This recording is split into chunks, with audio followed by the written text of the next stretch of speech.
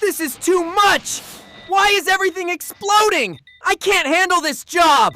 Things got worse when he tried to help fix a jammed printer by punching it, accidentally destroying it in one hit, and covering the office in flying paper. Goku had fought gods, saved the universe countless times, and pushed his limits beyond imagination. But none of that prepared him for the moment Kai stood in front of him with crossed arms and said they needed money. Something he didn't fully understand, because in his mind food was always there somehow. Yet before he could argue, she shoved a paper into his hands and told him to get a job. So a confused but determined Goku found himself standing outside a tall glass building full of serious people in suits, reading the sign "Customer Service Representative" and smiling because he believed he was great with people, even though his definition of great mostly involved fighting them. And after somehow convincing an interviewer by talking about aliens, battles and eating 50 burgers that he was qualified, he got hired and sat at a desk wearing a headset, staring at a computer like it was an unfamiliar enemy, poking it and wondering why it didn't glow like a power source, only to be told to answer a ringing phone, which startled him so much he shouted into it,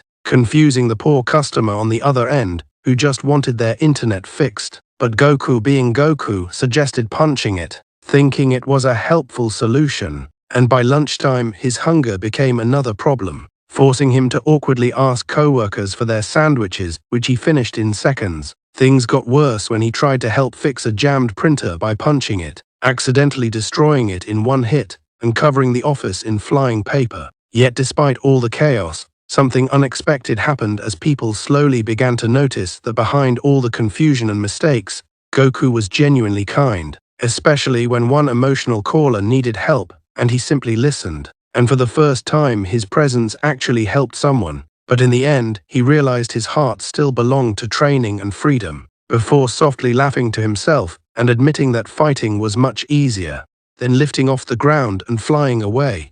He kept coming back the next day because Kai insisted, trying again to understand scripts and customer complaints, but failing in his own unique way by offering life advice instead of solutions, like suggesting someone should just like a different color when their order was wrong, which didn't go well. But something unexpected happened.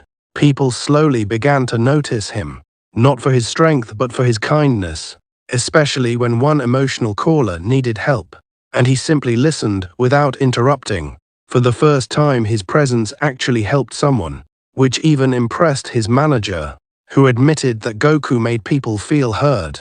Although Goku didn't fully understand it, he smiled because helping felt good in a different way. But in the end, he realized this wasn't his world. His heart still belonged to training and freedom. So he told Kai he was quitting, and the next morning he stood outside stretching under the open sky, glancing once more at the building and the strange world inside that he never quite fit into, before softly laughing to himself and admitting that fighting was much easier, then lifting off the ground and flying away, leaving behind a job he never truly understood, but one that, in its own strange way, taught him something new about people. Office atmosphere felt strange to him. No fights, no energy, just silence. He missed the chaos, but something inside him changed. Some lessons don't come from fighting.